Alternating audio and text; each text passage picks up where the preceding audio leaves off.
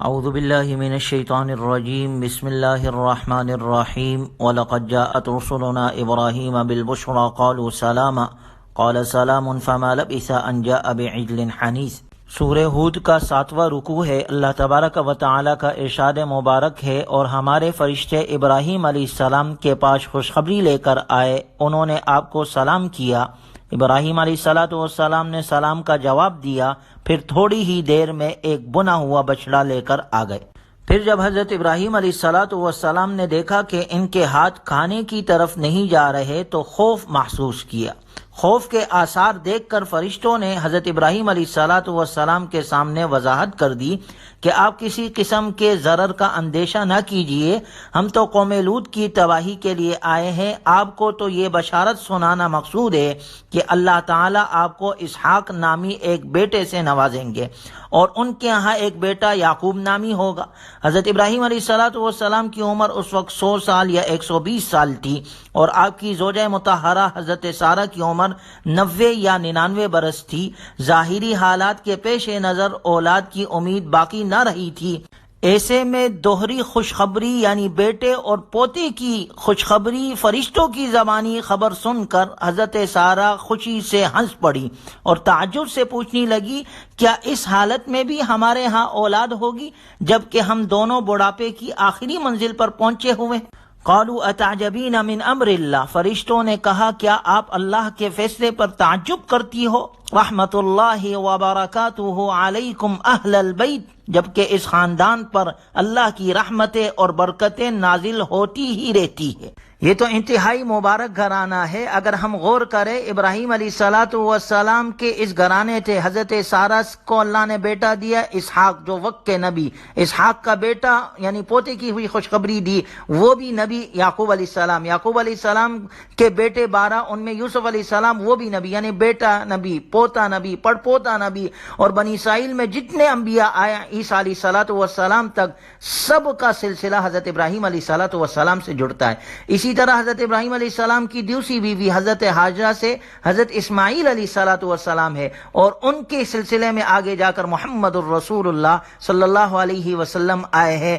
یعنی حضرت ابراہیم علیہ السلام کے بعد جتنے بھی انبیاء اکرام علیہ السلام آئے، چاہے بنی اسرائیل میں یا بنی اسماعیل میں، ان کا سلسلہ حضرت ابراہیم علیہ السلام سے جڑتا ہے۔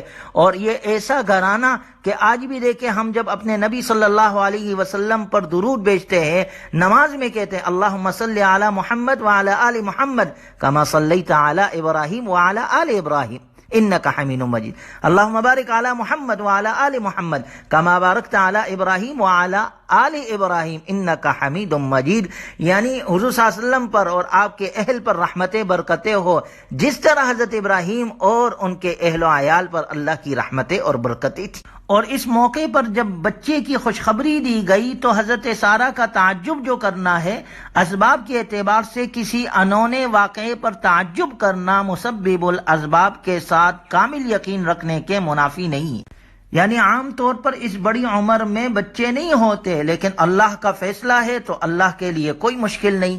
پھر اس خوشخبری پر خوش ہونا، اچھی خبر یا خواب پر خوشی کا اظہار کرنا جائز ہے، جیسے حضرت سارہ نے فرشتوں سے بیٹے اور پوتے کی خوشخبری سن کر مسرت کا اظہار فرمایا تھا۔ اور اس واقعے میں ہمیں ایک سبق یہ بھی ملتا ہے کہ ہم اپنے بچوں کے اچھے نام رکھنے والے ہو۔ آج ہمارے معاشرے میں کہا جاتا ہے جی نام بتائے ایسا ہو جو کسی کا نہ ہو، نیا نام چاہیے، اس سے اچھا کوئی بہترین نام ہوگا؟ حضرت ابراہیم علیہ السلام کو اللہ خوشخبری دے رہے ہیں کہ بیٹا ہوگا، فبشرناہ باسحاق، اس کا نام اسحاق، ہم اسحاق کی خوشخبری دے رہے ہیں علیہ السلام۔ وَمِن وَرَاءِ اسحاق یعقوب، اسحاق علیہ السلام کا بیٹا ہوگا، اس کا نام ہوگا یعقوب، یعنی ابھی بچے پیدا نہیں ہوئے، ان کے نام بھی اللہ کی طرف سے بتلا دیے گئے۔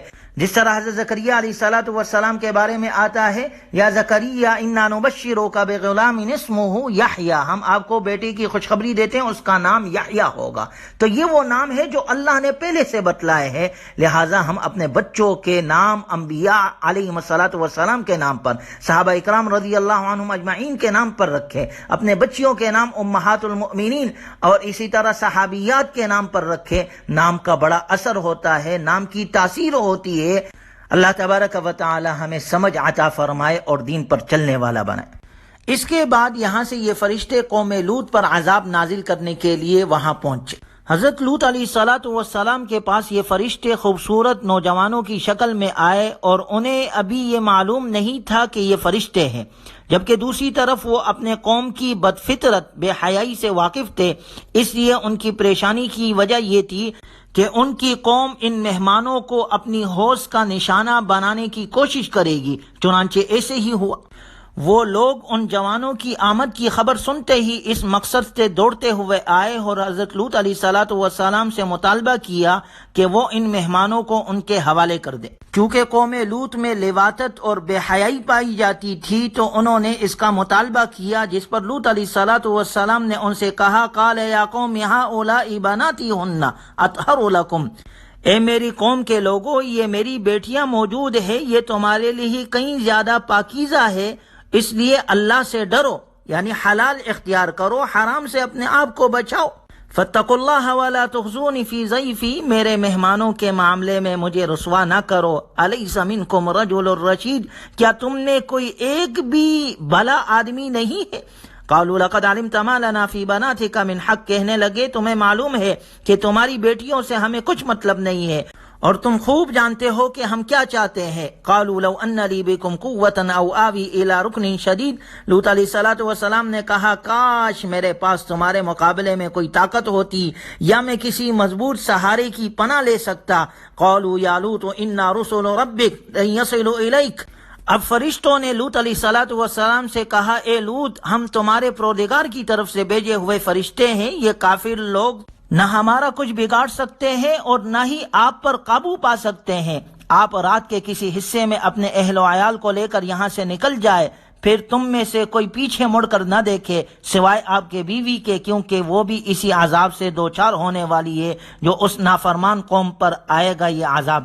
اس قوم کے ہلاکت کے لیے صبح کا وقت مقرر ہے، کیا صبح قریب نہیں ہے؟ فلما جاء امرنا جعلنا عالیہا سافلہا وامطرنا علیہا حجارۃ من سجیل منضود، جب ہمارا حکم آ پہنچا تو ہم نے قوم لوط کی بستیوں کو الٹ کر نیچے اوپر کر دیا اور ہم نے ان پر لگاتار ایسے پتھر برسائے جن پر تمہارے رب کے ہاں خاص نشان لگے ہوئے تھے، اور یہ بستیاں اہل مکہ کے ان ظالموں سے کچھ دور نہیں ہیں۔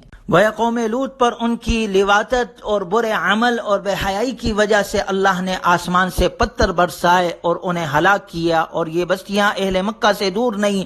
یہ ذکر آخر میں سے کیا کہ اہل مکہ جب شام جاتے تھے راستے میں یہ بستیاں آتی تھی، مطلب یہ تھا کہ ان کو دیکھ کر عبرت حاصل کرو، اور قیامت تک کے انسانوں کے لیے بھی اس میں سبق ہے کہ اپنے آپ کو بے حیائی سے بچاؤ، برے عمل سے بچاؤ۔ جن قوموں میں بے حیائی پائی جاتی ہے ان پر اللہ کے عذاب آتے ہیں۔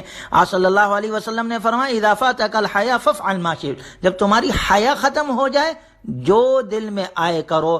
آج اگر دیکھا جائے موجودہ معاشرے میں سب سے زیادہ جو محنت کی جا رہی ہے وہ بے حیائی پر کی جا رہی ہے، بے حیائی دیکھی جا رہی ہے، بے حیائی پھیلائی جا رہی ہے، بے حیائی کو عام کیا جا رہا ہے، بے حیائی کے کلچر کو عام کیا جا رہا ہے، کیونکہ جب حیا انسان سے ختم ہو جائے تو انسان پھر ہر عمل کرتا ہے۔ یہ قوم لوط میں بے حیائی پائی جاتی تھی، برا عمل کرتے تھے، جس کی وجہ سے اللہ نے ان پر آسمانوں سے پتھر برسائے۔ اللہ تبارک و تعالی ہمیں بے حیائی سے بچائے، برے عمل سے بچائے، برے کاموں سے اللہ ہماری حفاظت فرمائے، نیک عمل کرنے والا اور نیک صحبتیں اللہ ہمیں نصیب فرمائے، اور قرآنی تعلیمات پر عمل کرنے کی توفیق نصیب فرمائے۔